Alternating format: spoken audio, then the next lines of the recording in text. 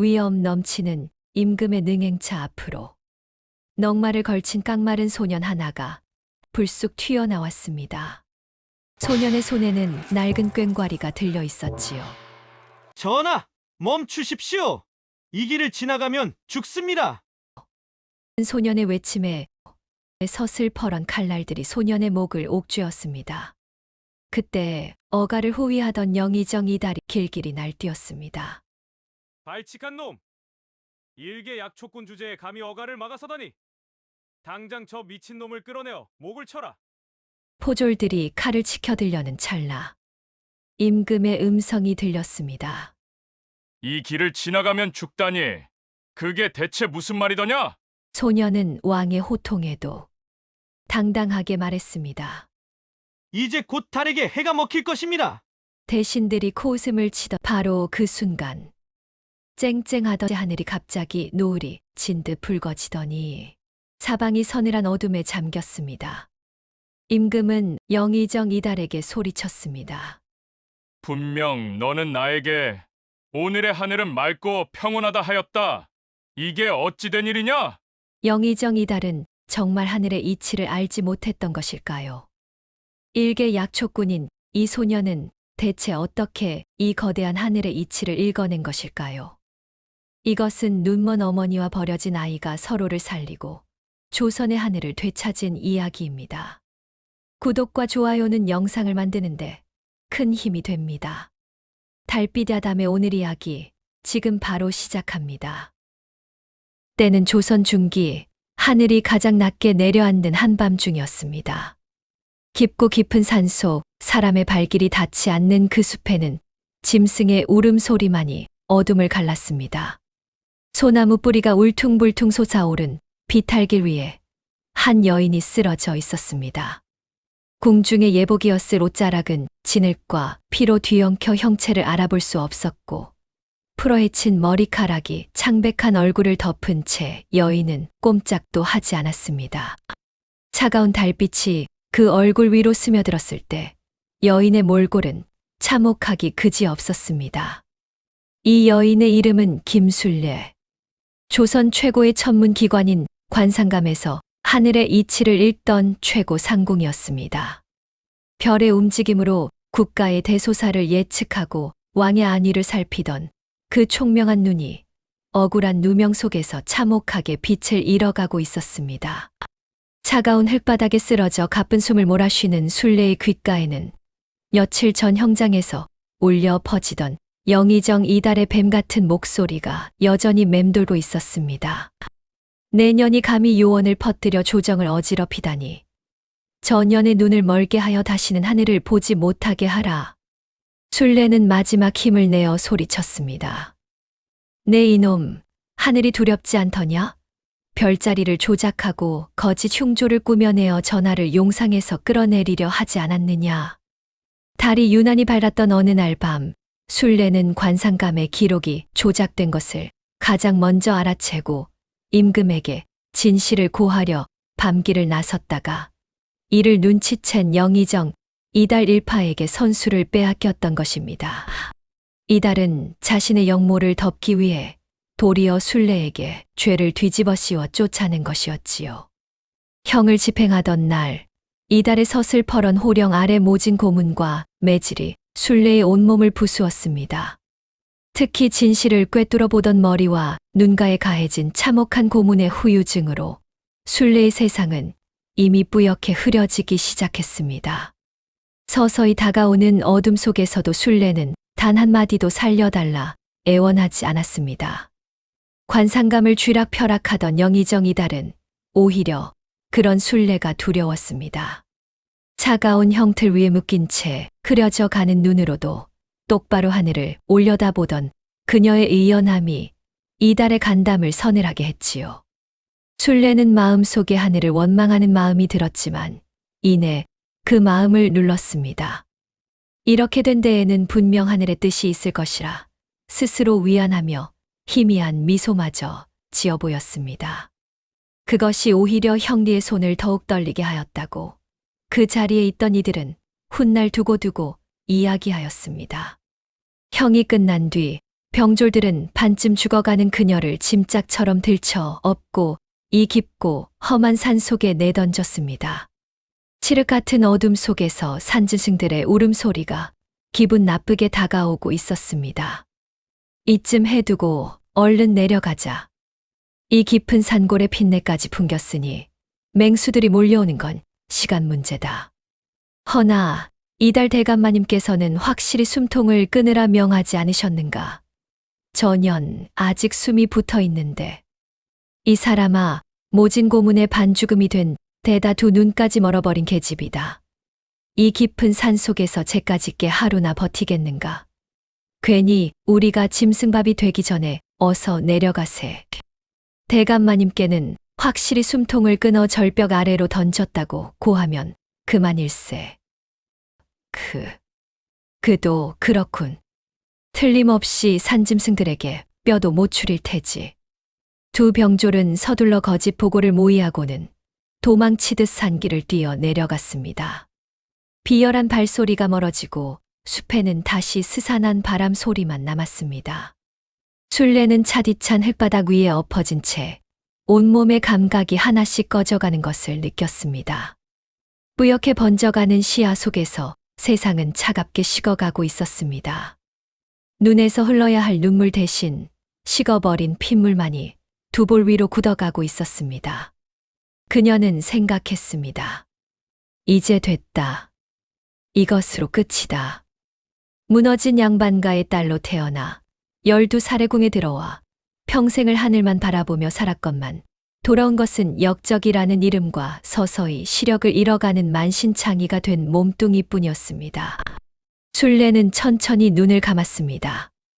마치 모든 것을 안고 떠나는 사람 같았지요. 바로 그 순간이었습니다. 어둠 속 어딘가에서 아주 작고 가느다란 소리가 들려왔습니다. 처음에는 바람 소리인 줄 알았습니다.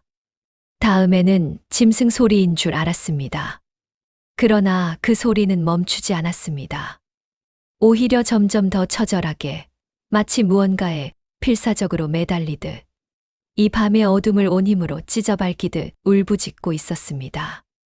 술래의 굳어가던 손가락이 떨렸습니다. 갓난아이의 울음이었습니다. 그녀는 흐릿해진 시야 속에서 오직 소리만이 이끄는 방향으로 무너진 몸을 이끌고 기어갔습니다. 손에 가시덤불이 긁혀도 돌부리에 무릎이 찢겨도 멈추지 않았습니다. 마침내 손끝에 무언가 축축한 것이 닿았습니다. 낡은 강보였습니다. 그리고 그 안에 주먹만 한 얼굴을 붉히며 온 힘을 다해 울고 있는 핏덩이가 있었습니다. 누군가 이 깊은 산 속에 아이를 버린 것이었습니다. 술래는 잘 보이지 않는 눈을 대신해 손끝으로 그 작은 얼굴을 더듬었습니다. 눈도 코도 꼭 담은 입도 하나하나 손가락 끝으로 읽어 내려갔습니다. 그 얼굴에 자신의 볼을 가만히 가져다 댔을 때 뜨거운 것이 그녀의 가슴에서 터져 올랐습니다. 더 이상 살고 싶지 않다 생각했던 그 가슴에서 눈물조차 이미 말라버린 두 눈에서 그녀는 오래도록 흐느꼈습니다. 아이는 그런 그녀의 품속에서 울음을 뚝 멈추었습니다. 마치 처음부터 이 사람을 기다렸던 것처럼. 술래는 이 아이를 품에 꼭 안고 말했습니다. 내가 나를 살렸구나. 이 몹쓸 세상에서 내가 나를 다시 살렸어. 그 밤 죽음을 결심한 여인과 버려진 핏덩이는 서로를 붙들고 이 깊은 산속에서 하룻밤을 넘겼습니다. 여인은 그 아이에게 이름을 지어주었습니다. 별성자, 구름 운자를 써서 성운. 별과 구름 사이 하늘이 품고 있는 모든 이치를 뜻하는 이름이었습니다. 당장 오늘 죽어도 이상하지 않을 만큼 만신창이가 된 술래는 이 아이의 이름을 짓고 난이 살아야겠다는 의지가 생겨났지요. 그러다가 술래는 어쩌면 오늘의 시련이 다가올 어둠 속에서 서로의 빛이 되어줄 이 아이를 만나게 하려는 하늘의 뜻이었을지도 모른다는 생각이 들었습니다. 그리고 이것이 조선 역사상 가장 기이하고도 위대한 모자의 이야기가 시작된 밤이었습니다. 그로부터 10년이 흘렀습니다. 깊은 산속 외딴 초가 두 칸짜리 그 작은 집에서 순례와 성우는 함께 살았습니다. 순례는 10년 전 그날의 고문 후유증으로 시력이 서서히 나빠지고 있었습니다. 짙은 안개가 낀 것처럼 사물의 윤곽만 겨우 알아볼 수 있을 뿐 그토록 사랑하던 밤하늘의 촘촘한 별들은 이미 그녀의 눈에서 모습을 감춘 지 오래였지요. 빛이 완전히 사그라들기 전에 아들에게 진실을 볼 줄 아는 눈을 물려주어야 한다는 절박함이 그녀를 버티게 하고 있었습니다. 이웃 하나 없는 산중에서 시력을 잃어가는 어미와 아비 없는 자식이 서로를 의지하며 살아가는 모습은 얼핏 보면 그저 처량한 풍경이었습니다. 그러나 그 집안에서 벌어지는 일은 처량하다기보단 살아야 한다는 지독한 간절함에 가까웠습니다. 어느 날 새벽 똥이 트기도 전이었습니다. 10살 성우는 차가운 마루 위에 무릎을 꿇고 앉아 있었습니다. 마루 한가득 돌멩이들이 줄줄이 늘어서 있었습니다. 크고 작은 돌들이 묘한 규칙으로 배열된 그 모습은 마치 하늘의 별자리를 땅 위에 옮겨 놓은 것 같았습니다. 그 맞은편에 순례가 앉아 있었습니다. 그녀의 표정은 단호했고 손에는 가느다란 회초리 하나가 들려 있었습니다. 북두칠성 7별의 이름을 차례대로 대거라. 탐랑, 거문, 녹존, 문곡, 염정, 무곡, 파군이옵니다. 속도가 느리다. 밤하늘에서 별은 기다려주지 않는다.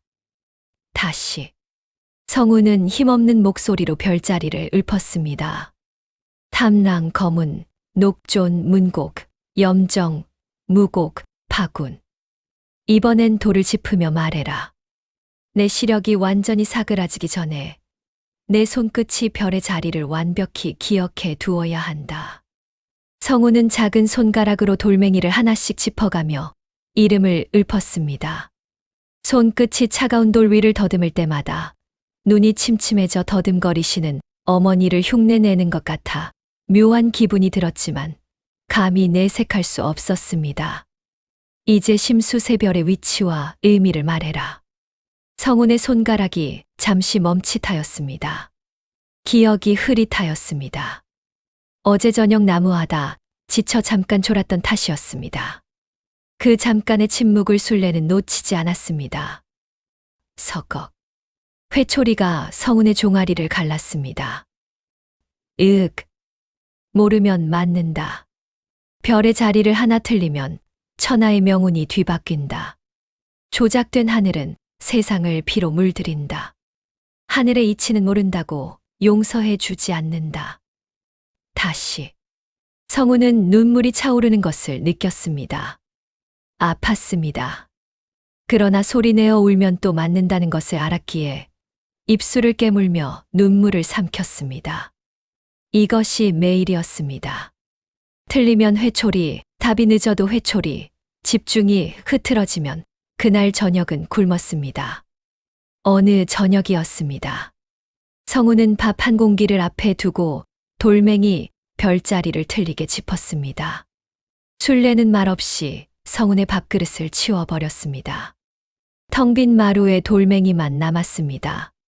창호지 문 너머로 시력이 나빠져 더듬거리며 식사하시는 순례의 소리가 들렸습니다. 숟가락이 사기 대접에 닿는 그 둔탁한 소리들이 유독 성운의 가슴을 에었습니다. 성운은 배고픔을 참으며 처음부터 다시 짚어 나갔습니다. 밤이 깊어서야 돌멩이 별자리를 완벽하게 짚어냈고 그제야 어머니가 찬밥 한 덩이를 내밀었습니다.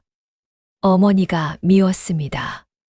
눈도 잘 보이지 않는 어미가 왜 나를 이렇게 들볶는가? 왜 보통의 어미들처럼 나를 안아주지 않는가? 그 물음들이 쌓이고 쌓였지만 성우는 끝내 입 밖에 꺼내지 못하였습니다. 점점 시야를 잃어가는 어머니의 슬픈 눈동자를 볼 때마다 목이 막혔기 때문이었습니다. 그러던 어느 봄날 마을 아이 하나가 약초를 캐러 산 길을 올라오다 성운을 보며 코웃음을 쳤습니다. 야, 너 또 돌멩이 장난이야. 눈먼 어미한테 맞지 않으려고. 우리 아버지가 그러던데. 내 어미가 역적질을 하다 눈을 다쳐 쫓겨난 거래. 역적의 자식이 별자리는 알아서 뭐하게. 성운의 손가락이 굳어버렸습니다. 역적. 그 단어가 10살 아이의 가슴에 날카롭게 박혔습니다. 성운은 어머니의 과거를 전혀 알지 못했습니다. 자신을 길러준 어머니가 역적이라니 도무지 믿을 수 없는 말이었습니다. 그날 저녁 성운이 참지 못하고 입을 열었습니다. 어머니, 저는 왜 이 돌멩이들을 외워야 합니까? 동네 아이들은 저를 역적의 자식이라 손가락질합니다. 눈조차 성치 않으신 어머니는 왜 저를 이리 모질게 대하십니까? 저는 대체 무엇입니까? 순례의 얼굴에 고통과 슬픔이 스쳐 지나갔습니다. 그녀는 침침한 눈을 아들의 목소리가 들리는 곳으로 향한 채 한동안 말이 없었습니다. 자신이 과거에 어떤 일을 겪었는지, 누구의 흉계로 쫓겨났는지 끝내 아들에게는 말하지 않았습니다. 그러다 아주 낮은 목소리로 말하였습니다. 하늘은 거짓말을 하지 않는다. 사람은 거짓말을 하고 권세는 진실을 가리며 온 세상이 너를 속일지라도 하늘의 별만큼은 결코 속이지 않아. 10년 전 권력의 눈이 먼 자들이 하늘의 뜻을 조작해 세상을 뒤집으려 했을 때 내가 그것을 막지 못한 것은 내게 힘이 없었기 때문이다. 어미의 눈은 머지않아 완전히 닫힐 것이다. 그러니 내가 나의 눈이 되어야 한다. 조작된 하늘이 아닌 진실의 하늘을 읽어 앞이를 내다보거라. 그것만이 내가 그들의 거짓 속에서 살아남을 유일한 무기다. 성우는 그날 밤 어머니의 입을 굳게 닫게 한 과거의 진실은 알지 못했지만 머지않아 닥쳐올 완전한 어둠을 대비하는 어머니의 그 거대한 절박함만큼은 오롯이 느낄 수 있었습니다. 그날 이후 성운의 손끝은 눈물을 거두고 더욱 빠르고 정확하게 별들을 짚어갔지요. 그러던 어느 날 순례의 가르침이 빛을 발하는 사건이 발생했습니다. 성운이 15살이 되던 해 여름, 지독한 가뭄이 몇 달째 이어져 마을 사람들의 속이 시커멓게 타들어가고 있었습니다. 그때 이웃 고을에서 용하다는 무당이 찾아와 굿판을 벌이고 있었죠. 마을 사람들은 다들 한마음으로 비가 내리길 빌고 있었습니다. 쯔쯔, 하늘이 크게 노하셨어. 너희들이 정성을 들이지 않으니 비를 내려주지 않으시는 게야. 당장 집집마다 남은 쌀통을 다 털고 소와 돼지를 잡아 바쳐야 하늘이 노여움을 푸실 것이다. 당장 내일 먹을 끼니조차 없던 마을 사람들은 절망하며 주저앉아 울음을 터뜨렸습니다. 그때 나무를 한 짐 지고 내려오던 성운이 굿판 한가운데로 걸어 들어왔습니다. 거짓말 마시오. 하늘은 뇌물을 받는 탐관오리가 아니오. 비를 내리는 것은 백성의 고혈을 짜는 재물이 아니라 때가 되어 흐르는 하늘의 이치일 뿐이오. 성운은 무당의 호통에도 아랑곳하지 않고 눈을 지그시 감은 채 어젯밤 보았던 별들을 기억하여 돌멩이를 놓기 시작했습니다. 어머니는 제게 눈을 감고 바람의 습기와 별의 이동을 잇는 법을 가르치셨소. 어제의 하늘은 비를 부르는 별의 기운이 북서쪽에서 강하게 몰려오고 있소. 무당, 당신이 재물을 탐내며 허튼 소리를 짓거리지 않아도 정확히 1시간 뒤 서쪽 산등성이를 넘어 폭우가 쏟아질 것이오. 마을 사람 중에 한 명이 성운을 붙들어 물었습니다. 성운아, 그게 정말이냐? 정말 비가 온단 말이냐? 성운은 확신에 찬 얼굴로 말했습니다. 맞습니다. 아재, 제 말을 믿으셔야 합니다. 무당은 성운의 말을 들은 채도 하지 않고 큰 소리 쳤습니다.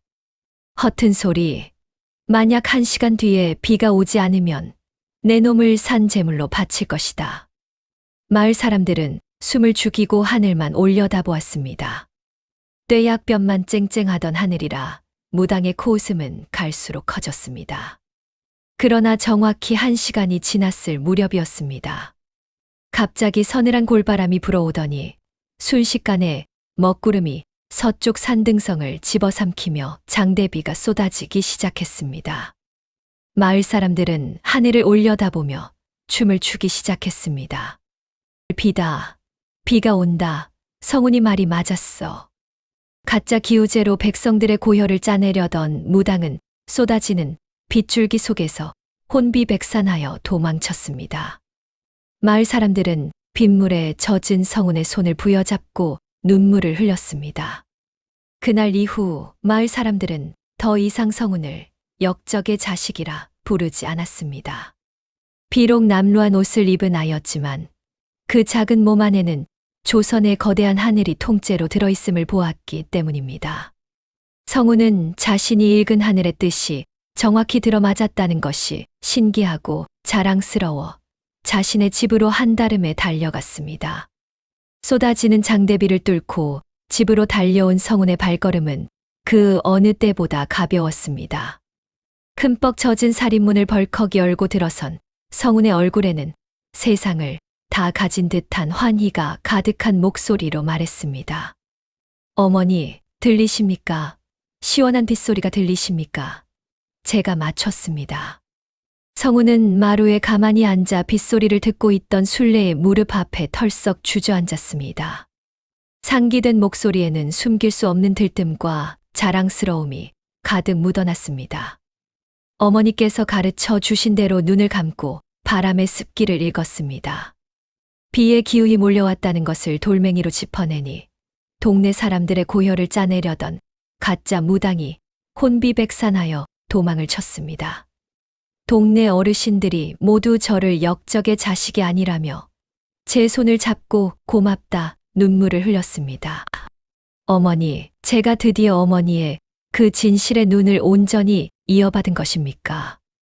성운은 당장이라도 어머니가 크게 기뻐하며 머리를 쓰다듬어 주실 줄 알았습니다. 하지만 순례는 묵묵히 거친 손을 뻗어 비에 젖은 아들의 얼굴과 어깨를 더듬어 훔쳐줄 뿐이었습니다. 벅차오르던 성운의 숨결이 어머니의 차분한 손길에 조금씩 잦아들 무렵 순례가 나지막이 입을 열었습니다. 성운아, 하늘의 뜻을 읽어 어리석은 자의 거짓을 꾸짖고 핍박받는 백성들의 마음을 달래주었으니 참으로 장한 일을 하였다. 허나 명심하거라. 진실을 보는 눈은 사람들의 환호와 칭송을 받기 위한 가벼운 재주가 아니다. 때로는 그 진실을 뱉어낸 대가로 온 세상이 너를 등질 수도 있고 캄캄한 어둠 속에 던져질 수도 있어. 오늘 무당을 쫓아낸 얄팍한 기쁨보다 훗날 거대한 거짓과 홀로 맞서야 할 때 꺾이지 않을 무거운 용기를 먼저 가슴에 새겨야 한다. 알겠느냐? 성운은 빗물처럼 쏟아지던 들뜬 마음을 차분히 가라앉혔습니다. 시력을 잃어가는 어머니가 이토록 험난한 세상에서 자신을 지켜내기 위해 얼마나 무거운 진실의 무게를 견디며 살아왔는지 그 등골 서늘한 절박함을 비로소 깨달았기 때문입니다. 예, 어머니. 제 마음이 한없이 가벼웠습니다. 절대 자만하지 않고 오직 진실이 필요한 곳에만 이 능력을 쓰겠습니다. 순례는 그제야 옅은 미소를 지으며 성운의 젖은 머리를 따스하게 쓸어 넘겼습니다.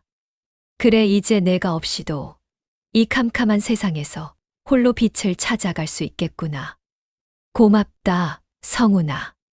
거친 비바람이 메마른 땅을 적시는 그 밤 초라한 오두막 안에서는 모자의 굳건한 믿음이 세상 그 어떤 별빛보다 환하게 피어나고 있었습니다.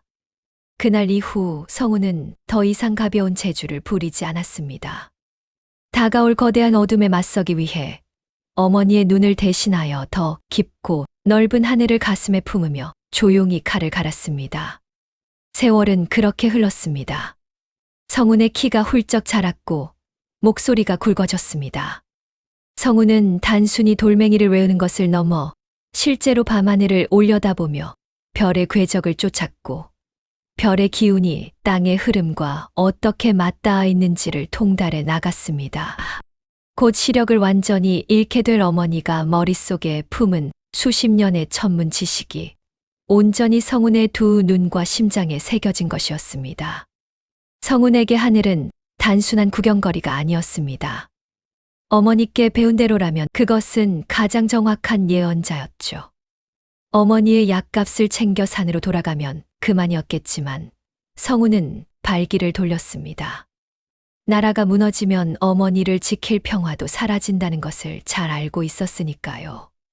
성운이 20살이 되던 해, 도성은 곧 있을 임금의 대대적인 왕릉 행차 준비로 분주했습니다. 그러나 어머니의 약값을 벌기 위해 한양 저작거리에 약초를 팔러 내려온 성운의 눈에 비친 하늘은 몹시도 심상치 않았습니다. 붉은 요성이 임금의 별자리를 정면으로 파고드는 형국이었습니다. 이는 신하가 임금을 치는 명백한 영모의 징조였지요. 성운은 지금 저작거리의 평화는 폭풍 전야일 뿐이었습니다. 간신들이 임금님의 눈과 귀를 가리고 가짜 평화를 연기하고 있지만 거짓말을 못하는 하늘은 이미 곧 피바람이 불어올 것이라고 알려주고 있었습니다. 성운은 이 사실을 가만히 두고 볼 수만은 없었습니다. 어떻게든 임금에게 알려야 한다는 생각뿐이었지요. 성운은 능행차 전날 순례에게 물었습니다. 어머니도 하늘의 뜻을 읽으셨지요? 제가 임금님께 이 사실을 알리지 않는다면 왕궁엔 피바람이 불 것입니다. 알려야 합니다. 성운의 표정은 단호했고 목소리는 결의에 차 있었습니다. 눈이 멀고 몸은 쇠약해졌지만 하늘의 뜻만큼은 천리길이 보였던 순례 역시 이 사실을 모르는 게 아니었습니다. 하지만 자신의 과거 때문에 성운이 나섰다가 큰 고초를 겪을까 두려웠습니다. 성운아, 우리가 왜 이리 평생을 숨어 산 줄 아느냐? 왜 네가 역적의 자식이라는 소리를 들어야 했는지 아느냔 말이다. 성운은 예상치 못한 대답에 놀랐지만 침착하게 되물었습니다. 그동안 궁금했지만 차마 물어보지 못했던 사실이었기 때문이죠. 모릅니다. 자라는 내내 궁금했습니다. 역적의 자식이라는 말을 듣고도 어머니는 왜 아무 말씀도 못 하시는지, 어찌 이리 저를 엄하게 대하시는지 여쭙고 싶었습니다. 순례는 성운의 말을 듣고는 깊은 한숨을 내쉬었습니다. 성운아, 오늘 낮에 네가 보고 온 하늘을 20년 전에도 본 적이 있다. 순례는 초점 없는 눈으로 허공을 응시하며 마치 어제 일처럼 생생하게 그날을 읊조리기 시작했습니다. 성운아, 20년 전에도 지금처럼 태백성이 낮에 뜨고 붉은 별이 임금님의 별자리를 파고들었었지. 그때의 나도 너처럼 젊고 정의로웠다. 관상감의 최고 상궁으로서 나는 그 흉조를 읽고 곧장 전하께 달려가려 했어. 하지만 궁궐은 이미 보이지 않는 거대한 거미줄에 걸려 있었단다. 임금님의 오른팔 영의정 이달과 내가 있었던 관상감의 최고 수장은 자신들의 역모를 정당화하기 위해 오히려 하늘의 뜻을 제멋대로 조작했고 그걸 알아챈 나를 역모로 몰아갔지. 순례의 뺨 위로 오랜 세월 참아온 눈물이 흘러내렸습니다. 성운은 어머니의 고통을 이제야 온몸으로 느끼며 이를 악물었습니다. 그날 밤 나는 모진 고문을 받았고 짐승의 밥이 되라고 산속에 내던져졌었다. 그날의 나를 살린 건 이름 모를 바구니 속에 담겨 울고 있던 핏덩이, 바로 너였어. 나는 내가 잃어버린 그 진실의 눈을 너에게만큼은 반드시 물려주겠다고 결심했었다. 순례가 성운을 굶기고 회초리를 들어가며 돌멩이, 별자리를 외우게 했던 진짜 이유가 밝혀진 것이죠. 성운은 순례를 끌어안고 뜨거운 눈물을 흘렸습니다. 순례는 벅차는 울음을 참으며 말을 이어나갔습니다. 진실을 알고도 힘이 없으면 나처럼 눈이 멀고 쫓겨난다. 그래서 너는 누구도 부정할 수 없을 만큼 완벽하게 하늘을 읽어야 했다. 종이에 그린 천문도는 불태우거나 조작할 수 있지만 내 머릿속에 새긴 돌멩이, 별자리는 그 누구도 뺏어갈 수 없는 너만의 무기란다. 순례에 참아왔던 20년 세월의 하늘 들으니 성운은 이렇게 숨어 살아선 안 된다는 생각이 들었습니다. 순례가 아니었다면 자신 또한 짐승의 밥이 되었을지도 몰랐을 20년 전 죽어가면서도 자신을 지켜냈던 순례였기에 이번엔 자신이 지켜야겠다는 생각이 강하게 들었습니다. 어머니, 제가 임금님께 가겠습니다. 직접 가서 이 모든 사실을 고하여 나라를 살리고 어머니를 이리 만든 역적들을 몰아내고 돌아오겠습니다. 순례는 성운의 얼굴을 더듬으며 마지막 결의를 다졌습니다. 비록 아들이 위험에 처할까 두려웠지만 20년 전 자신이 지키지 못한 나라와 임금을 이번만큼은 아들이 구해내길 바라는 마음이 더 컸습니다. 성운아, 이달은 보통 인물이 아니다. 임금의 옆에서 간신배로 살아온 세월이 20년이고 그 왕이 마음에 들지 않는다고 또 지존의 자리를 갈아치우려 하는 극악무도한 인간이다. 마음 같아선 너를 말리고 싶지만 가서 전하께 고하여 뒤틀린 이 나라의 운명을 바로잡으려무나. 이제 성운은 더 이상 망설일 것도 숨어있을 이유도 없었습니다. 성운은 목숨을 걸고 직접 하늘의 경고를 전하기로 결심했습니다. 꽹과리를 하나 구한 성운은 임금의 능행차가 지나가는 저작거리에 나갔습니다. 화려한 깃발과 수백 명의 호위 군사들이 위엄을 뽐내며 나아갈 때 남루한 옷차림의 성운이 어가 행렬 앞으로 튀어나오며 징을 벼락같이 내리쳤습니다. 전하, 행차를 멈추시옵소서. 이 길의 끝에 전하를 노리는 끔찍한 피바람이 기다리고 있사옵니다. 어가를 호위하던 영의정 이달이 사색이 되어 소리쳤습니다. 발칙한 놈, 감히 어가를 막아서다니. 당장 저 미친놈을 끌어내어 목을 쳐라. 포졸들이 성운을 거칠게 짓누르고 칼을 뽑아 들었습니다. 그러나 가마 안에서 임금의 서늘한 목소리가 들렸습니다. 멈추어라. 과인의 행차를 막아서며 피바람을 운운한 자다. 요원인지 충원인지 내 직접 들어볼 터이니 저 자를 앞으로 끌고 오고 관상감 학사들을 불러들여라. 능행차가 멈춰서 저작거리 한복판. 대신들과 군사들이 빙 둘러싼 한가운데로 성운이 끌려 나왔습니다. 이달은 피바람이라는 말에 뜨끔하여 당장 죽여야 한다 소리쳤습니다. 전하, 요원인지 충원인지 들을 필요도 없습니다. 당장 목을 쳐서 본때를 보여주어야 합니다. 왕은 이달의 말을 가로막으며 말했습니다. 아니, 저놈의 말을 들어보고 목을 쳐도 늦지 않는다. 자, 말해보라. 과인의 행차를 막아서면서까지 하고 싶은 말이 무엇이더냐? 성운은 수백 명의 군사와 서슬퍼런 대신들의 시선 앞에서도 기죽지 않았습니다. 오히려 그를 죽이려 안달이 난 이달을 꿰뚫어 보듯 냉정하게 입을 열었습니다. 전하, 지금 전하께서 가시려는 왕능행차길은 효를 위한 길이 아니라 역도들이 파놓은 함정이옵니다. 오늘 밤 역도들을 뜻하는 붉은 요성이 임금님의 별자리인 잠의원의 턱 밑을 찌르는 형국이라 목숨을 잃을 각오로 임금님의 행차길을 막아선 것이옵니다. 이 말을 들은 이달은 사색이 되어 큰 소리로 말했습니다. 이놈이 끝까지 요망한 주둥이를 놀리는구나.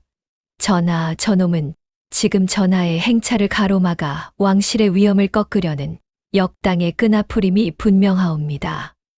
성운은 자신의 입을 막기 급급한 이달을 비웃으며 말을 받아쳤습니다. 영의정 대감, 어찌 그리 서두르십니까? 제 말이 거짓이라면 제 목을 치면 그만일 것을 무엇이 두려워 자꾸만 제 입을 막으려 하십니까? 성운은 임금을 향해 고개를 숙이며 품 안에서 묵직한 돌멩이들을 꺼내 흙바닥 위로 던졌습니다. 그리고 성운은 임금이 쉽게 이해할 수 있도록 어젯밤 하늘에서 보았던 별자리대로 놓았습니다. 전하, 이 돌은 임금의 별자리인 잠의원입니다. 보통의 하늘이라면 그 어떤 별보다 눈부시게 반짝여야 합니다. 하지만 어젯밤은 불길한 징조를 뜻하는 붉은 별이 잠의원 한가운데 자리 잡고 있었습니다.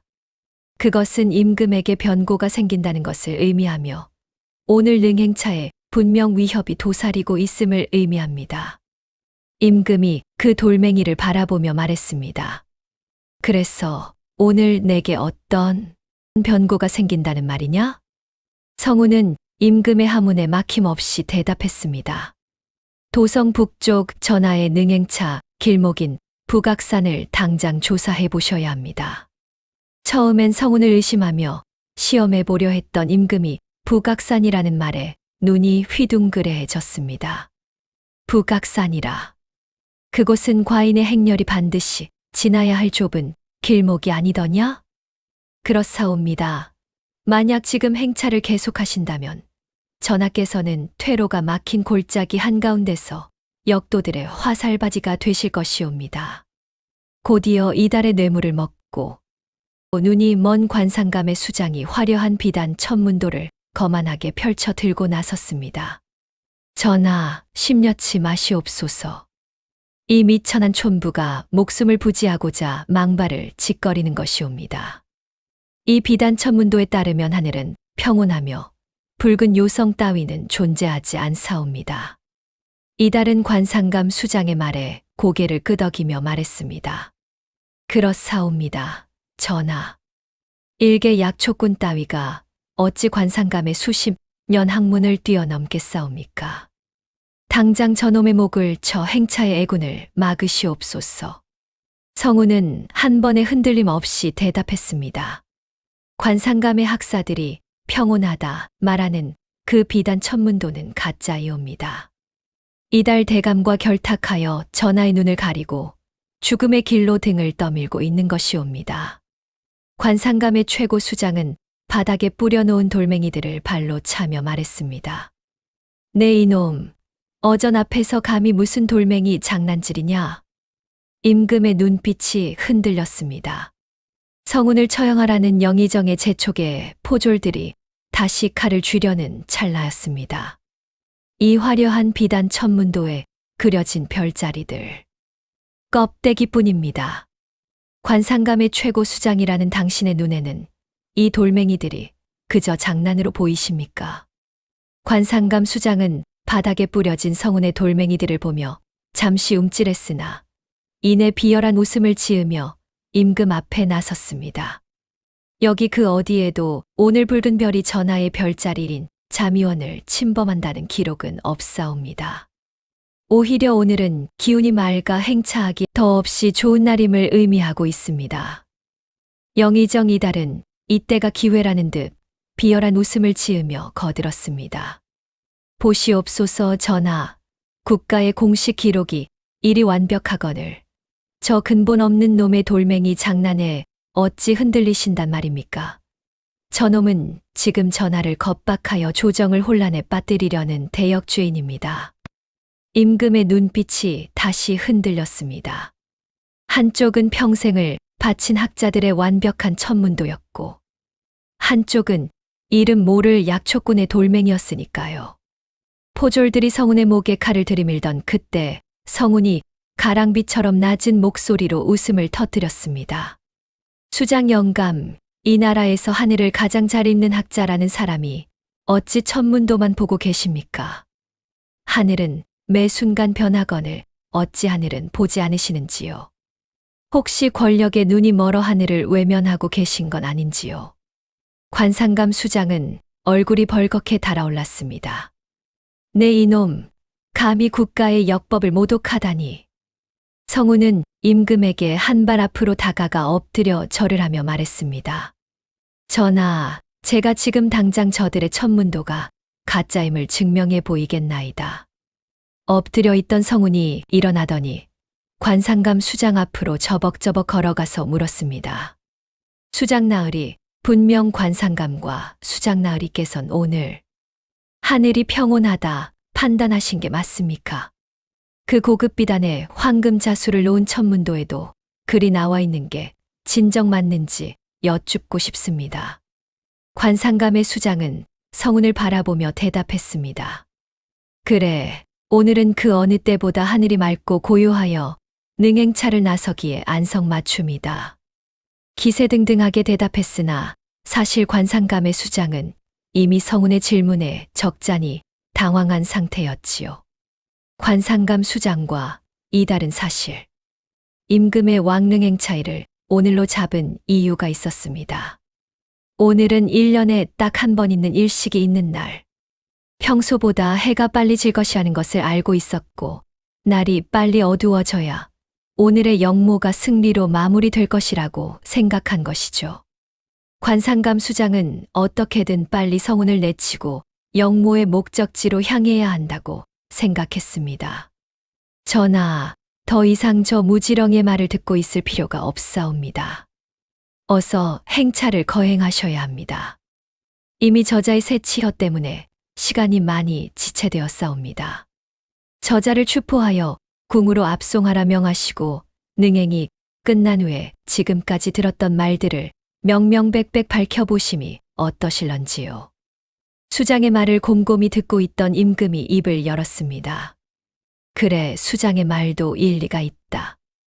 너의 말이 사실인지 아닌지는 능행을 감행해보면 알 것이다. 금군대장과 군사들이 지키고 있으니 위험한 일이 생긴다 한들 큰 변고가 있을 것 같지 않구나. 성우는 하늘을 올려다보았습니다. 시간은 어느덧 정오에 가까워지고 있었고 자신의 말을 눈으로 증명할 수 있는 기회가 다가왔다고 생각했습니다. 성우는 임금을 올려다보며 대답했습니다. 어머니께 배운 하늘에 따르면 잠시 후 정오가 채 되기 전 달이 해의 귀퉁이를 베어 물어 세상이 잠시 어둠에 잠길 것이옵니다.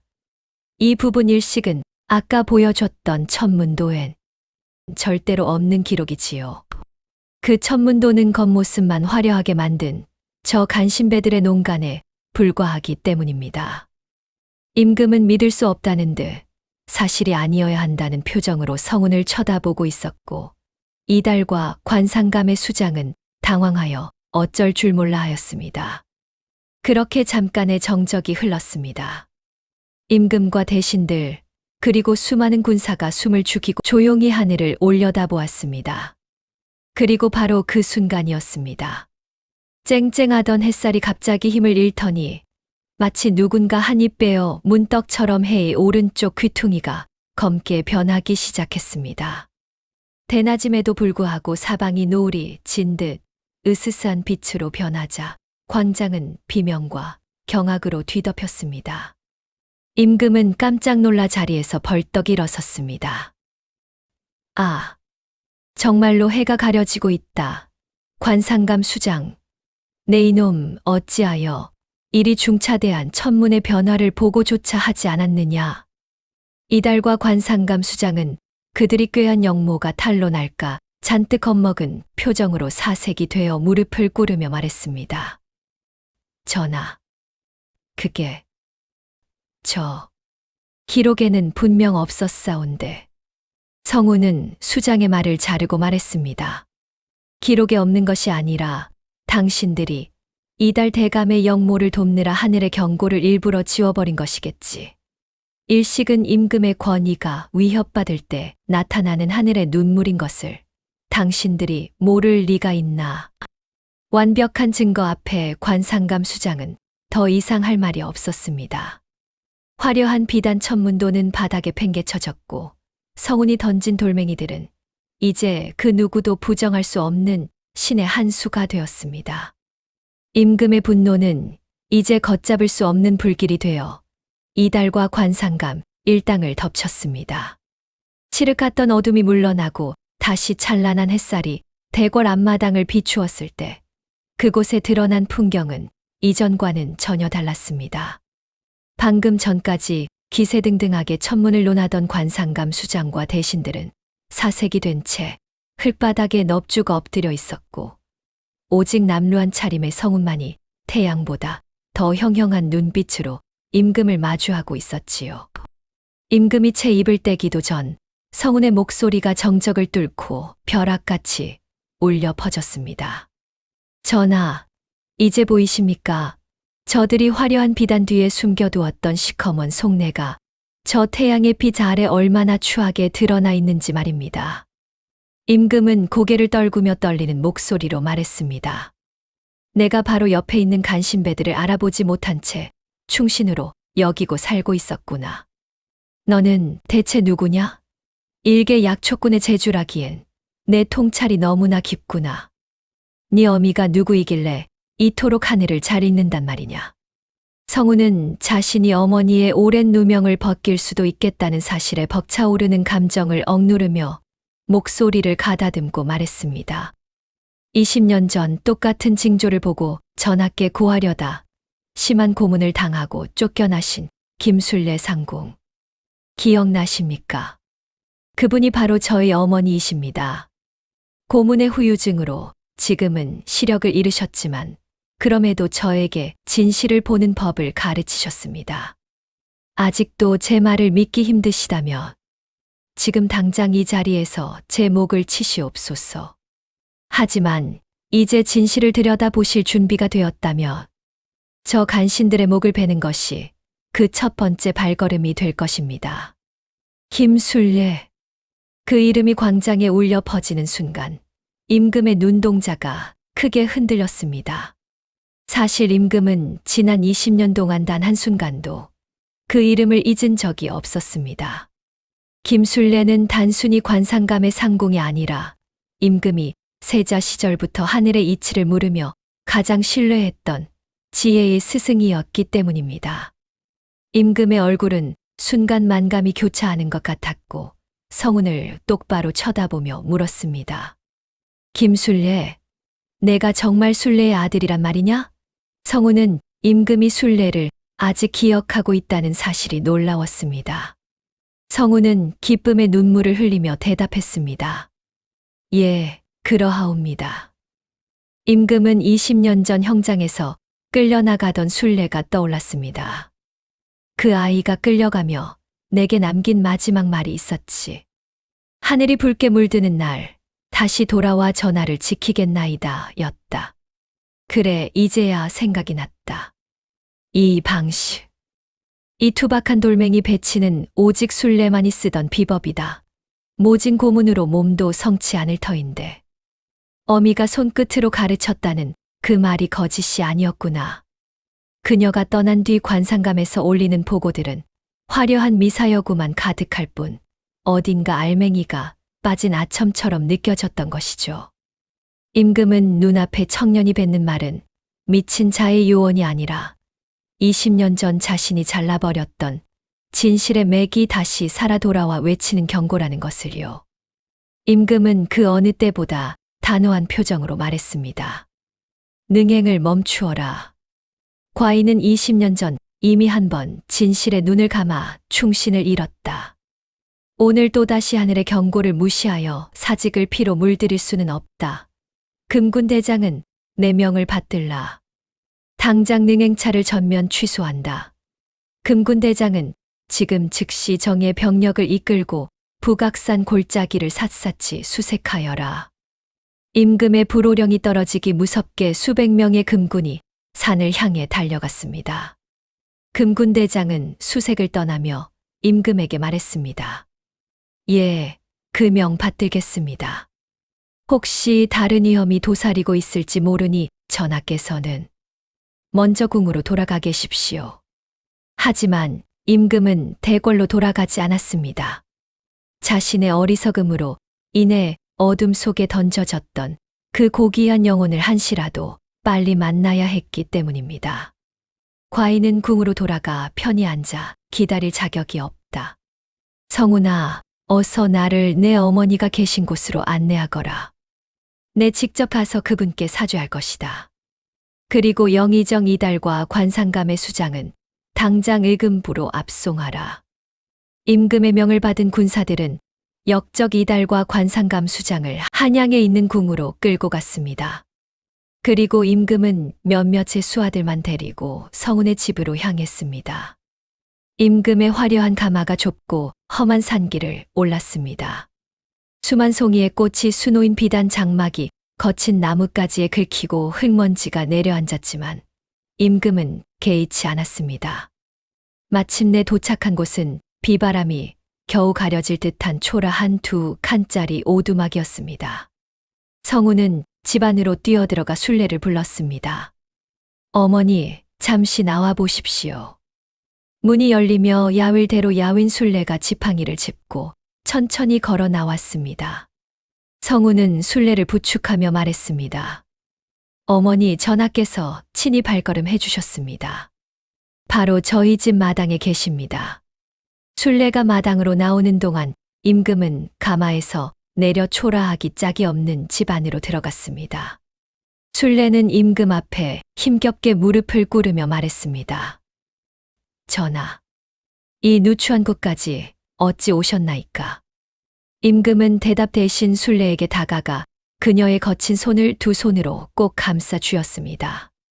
천하를 호령하는 지존의 손이 떨리고 있었습니다. 용서하시오. 과인의 눈이 멀어 20년 세월을 이 차가운 산속에 가두었소. 당신의 눈이 빛을 잃어가는 동안 이 나라의 정예 또한 어둠 속에서 사라져 가고 있었음을 이제야 알았소. 임금은 자신의 어깨를 덮고 있던 붉고 화려한 골룡포를 벗어 떨고 있는 순례의 야윈 어깨 위에 정성스레 덮어주며 말했습니다. 이제 어둠 속의 은신은 끝났소. 그대의 아들이 일구어낸 저 찬란한 빛을 따라 이제 과인과 함께 궁으로 돌아갑시다. 20년 전 자신이 쳐냈던 충신의 아들이 목숨을 걸고 자신을 살린 것입니다. 대궐로 환궁한 임금은 피가 마르는 심정으로 편전에 앉아 있었습니다. 이윽고 정전의 육중한 문이 열리며 갑옷에 피를 묻힌 금군 대장이 급히 들어와 무릎을 꿇었습니다. 전하, 승전보를 올리옵니다. 북악산에 숨어있던 나머지 잔당들을 모두 추포하였습니다. 성운의 말대로 북악산 골짜기에는 이달이 숨겨둔 역도의 사병들이 매복해 있었사옵니다. 금군이 선수를 쳐 놈들을 모조리 참살하고 반란을 평정하였나이다. 임금은 눈을 감으며 안도의 한숨을 내쉬었습니다. 하, 순례의 눈먼 가르침이 결국 이 나라의 종묘사직을 구했구나. 이달과 그 일당은 멸문지화를 당했고 그들이 조작했던 가짜 천문도들은 불길 속에 사라졌습니다. 성운은 그 능력을 인정받아 관상감의 수장이 되었고 조선의 하늘은 그 어느 때보다 맑게 빛나기 시작했습니다. 세월이 흘러 노년의 순례는 아들이 마련해준 따뜻한 기와집 마루에 앉아 있었습니다. 시력은 완전히 사라졌지만 그녀의 얼굴에는 그 어느 때보다 평온한 미소가 서려 있었습니다. 어머니, 이제 제가 하늘의 모든 이치를 읽어 백성들의 근심을 덜어주고 있습니다. 어머니가 제 손끝에 새겨주신 그 돌멩이들이 아니었다면 불가능했을 일입니다. 순례는 성운의 손을 잡으며 말했습니다. 성운아, 내가 그날 산에서 너를 만나지 않았다면 나는 이미 이 세상 사람이 아닐 것이다. 물론 너도 나를 만나지 않았다면 추운 산 속에서 살아남기 어려웠겠지. 어쩌면 너와 나는 서로를 살게 하기 위해 하늘이 맺어준 것일지도 모르겠구나. 순례의 세상이 캄캄한 어둠에 잠겼던 20년. 그것은 절망의 시간이 아니라 자식이라는 가장 찬란한 별을 키워내기 위한 숭고한 기다림이었습니다. 여러분, 살다 보면 앞이 보이지 않는 막막한 순간이 찾아오곤 합니다. 하지만 기억하십시오. 내가 흘린 눈물과 인내의 시간은 결코 사라지지 않습니다. 훗날 나의 가장 소중한 사람이 걸어갈 길을 비추는 등불이 되어 반드시 돌아오기 때문입니다. 눈먼 어머니의 손끝에서 조선의 하늘이 다시 태어났듯 오늘 여러분의 수고로움 또한 누군가의 앞날을 밝히는 위대한 빛이 될 것입니다. 이 이야기가 여러분의 가슴 속에 따뜻한 위로가 되었기를 바라며 달빛 야담의 이야기 여기서 마치겠습니다.